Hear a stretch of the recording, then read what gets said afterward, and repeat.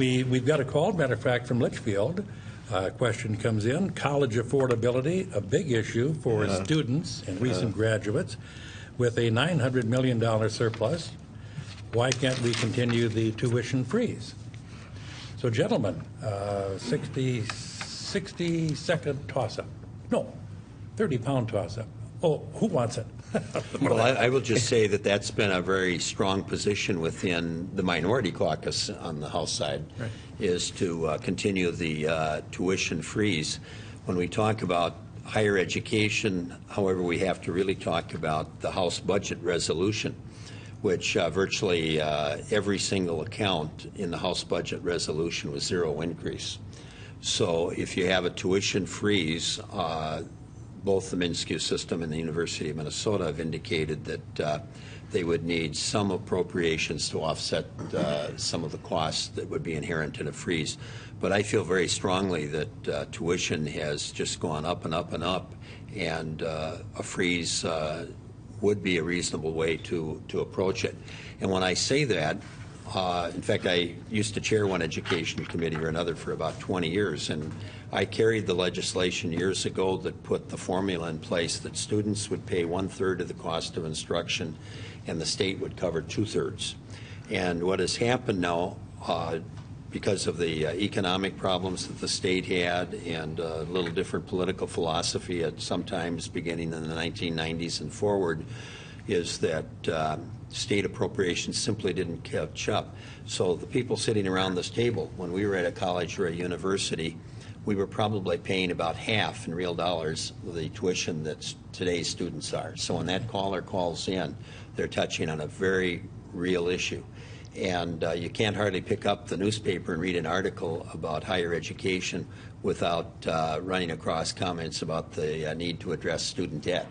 And that's another component part of all of this. But I was very disappointed that for higher education in the House budget resolution that there was a zero increase. One of your constituents, Representative Erdahl. Okay, we have, in the last budget, we froze tuition through 2017. We lowered tuition for the two-year colleges. And the question now is, this is not a funding year. It's not a budget year. We do some money, but not much. We set the budgets last year, and we did that for higher education.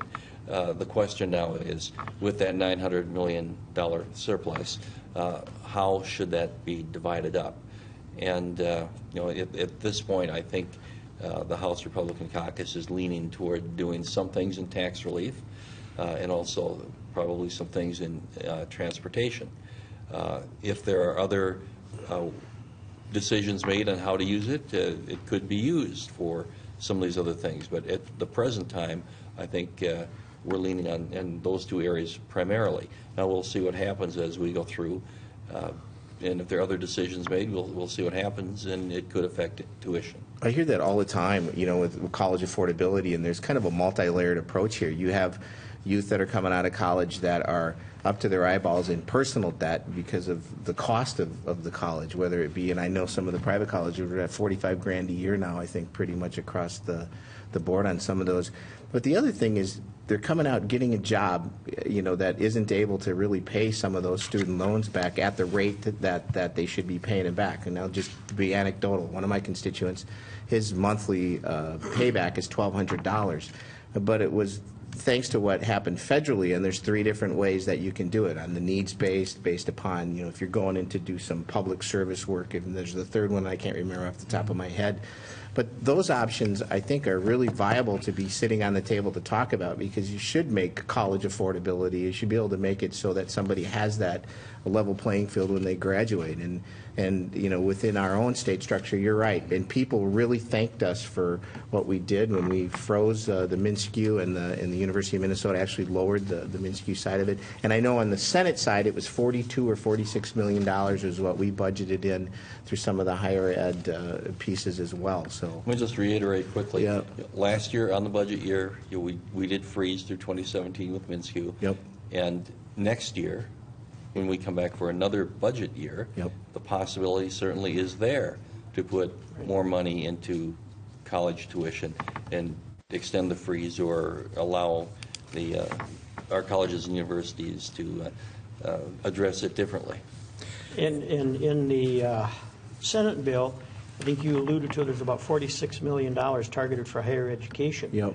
And that's what I find very interesting. $46 million was targeted for higher education. MnSCU felt they needed about $21 million to have an offset for the tuition freeze, yet Yep. there was hardly any dollars put in by the DFL Senate to help do that.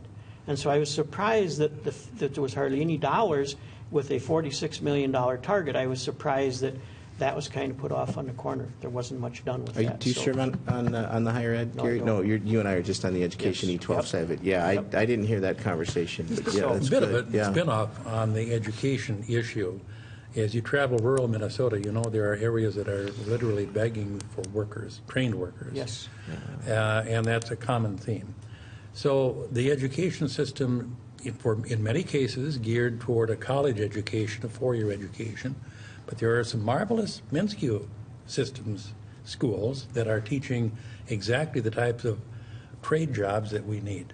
So how does that come about to improve that or increase it or at least give more advantage to somebody to go into the trades as opposed to the four-year college? And guys, correct me if I'm wrong on this, but the folks that graduate from MnSCU system, 82 to 86% of those folks stay within that area where they got their education. They stay in Minnesota. So that They would stay be the as that- VOTEC.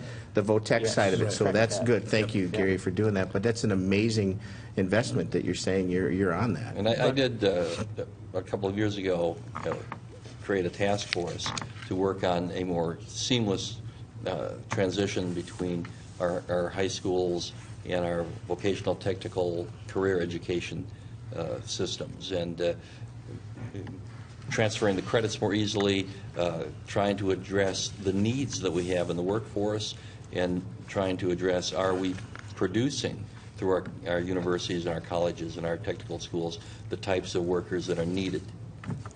An interesting comment that I was going to make when we talked about the tech college is my wife is now retired, but she was a tech college administrator.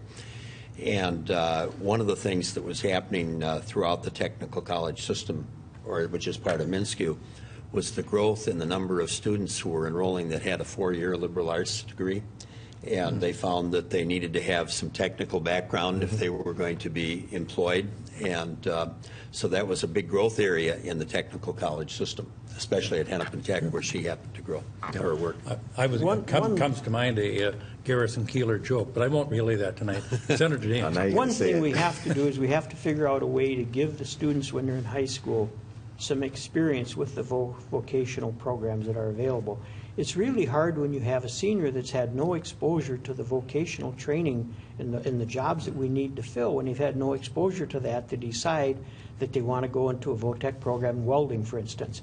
We need to give them some exposure when they're younger, when they're a freshman, sophomore, junior, whatever. They need to get some exposure so that they start looking at that as a very, very successful trade that they can be in. Senator Weber and myself introduced a bill last year that would help the service co-ops work with their local school districts and put together form some groups that would be able to start doing that. We didn't get funding for that last year, but we did get some funding for that this year.